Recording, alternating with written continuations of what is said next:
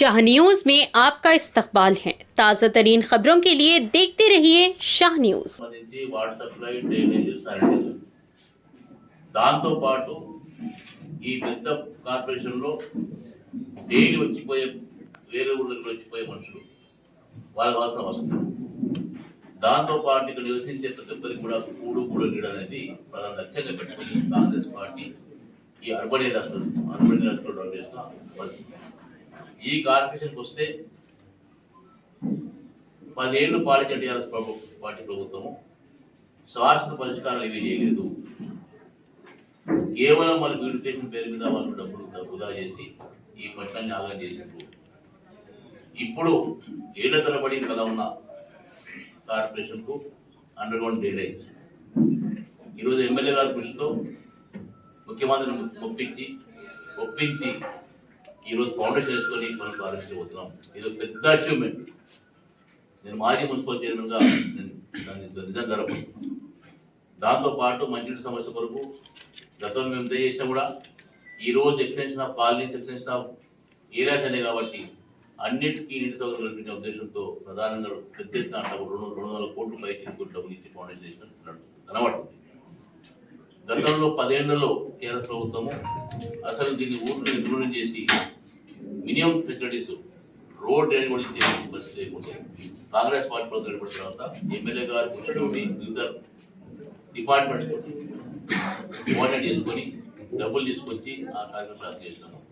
ప్రధానంగా పట్టణ చేస్తున్న ఉండొద్దు, వ్యాగ్నేషన్స్ ఇల్లు ఉండదు ఉద్దేశంతో అందరికీ ఇల్లు పేరు మీద ఇంటించే కార్యక్రమం చేస్తుంది.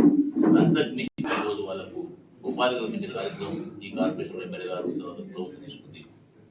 దానికి మించి ఈరోజు గతంలో ఈ ప్రభుత్వం ఈ పట్టణంలో బెదిరిక నిర్మూలన కాంగ్రెస్ పార్టీ ప్లాన్ చేసిందో ఆ ప్లాన్లు ఈరోజు అమలు అవుతున్నాయి. ఈ పట్టణ బెదిరికాన్ని పూర్తిగా పాడగలిగే ఉద్దేశంతో పనిచేస్తున్న ప్రభుత్వం ఈరోజు మీ ముందు ఉంది. ప్రధానంగా నేను ఈరోజు అప్పీల్ చేస్తున్నా, ఈరోజు అభివృద్ధి అంటే అర్బన్ ఏరియాస్లో కాంగ్రెస్ పార్టీ తప్ప ఎవరు ఆలోచన చేయలేదు. ఈరోజు ఫాస్ట్గా గతంలో 20% పాపులేషన్ అర్బన్ ఉంటుంది, ఈరోజు 35% దాటిపోయింది, రేపు 40% అవుతుంది. ఆ ప్రణాళికలతో ఎమ్మెల్యేగా ప్లాన్ తయారు చేసి ఈరోజు ఇవే కాకుండా ఈ మౌలిక సదుపాయాలే కాకుండా ఈ పట్టణం నివసించే ప్రతి పౌరునికి, విద్యార్థికి, యువకుడికి, కార్మికుడికి కావాల్సిన లక్ష్యాలను ఛేదించడంలో మేము ముందుకెళ్తున్నాం. నేను ఈరోజు మీ ద్వారా ఈ పట్టణ ప్రజలకు మరోసారి విజ్ఞప్తి చేస్తున్నాను. గతంలో ఎలాగైతే మీరు ఆస్వాదించి కాంగ్రెస్ పార్టీ నాయకత్వాన్ని జెండా ఈ కార్పొరేషన్ చేసిందో కార్పొరేషన్ ఏర్పాటు ముఖ్యమంత్రి గారికి, ఎమ్మెల్యే గారికి కోరుకుంటున్నాం. ఈ కార్పొరేషన్ జెండా తప్పకుండా వినోద్ గారు చెప్పినట్టు 50 సీట్లు మించి కాంగ్రెస్ పార్టీ కైవసం చేసిన అవసరం ఉంది. దాన్ని మీరు ఆశీర్వదించిన అవసరం విజ్ఞప్తి చేస్తూ తప్పకుండా నమ్మకం ఉంది మహేందర్ పట్నం కాంగ్రెస్ పార్టీ అడ్డ తప్పకుండా పోయిరాబోతాము. ఈరోజు ప్రభుత్వాన్ని మార్చేసిందో ఆ మార్చిన తర్వాత ప్రజాప్రభుత్వం ఏర్పడిన తర్వాత ఈరోజు మున్సిపల్ కార్పొరేషన్ ఫస్ట్ టైం అయింది. ఈరోజు మనము పెద్ద ఎత్తున పట్టణ ప్రజలు ముఖ్యమంత్రి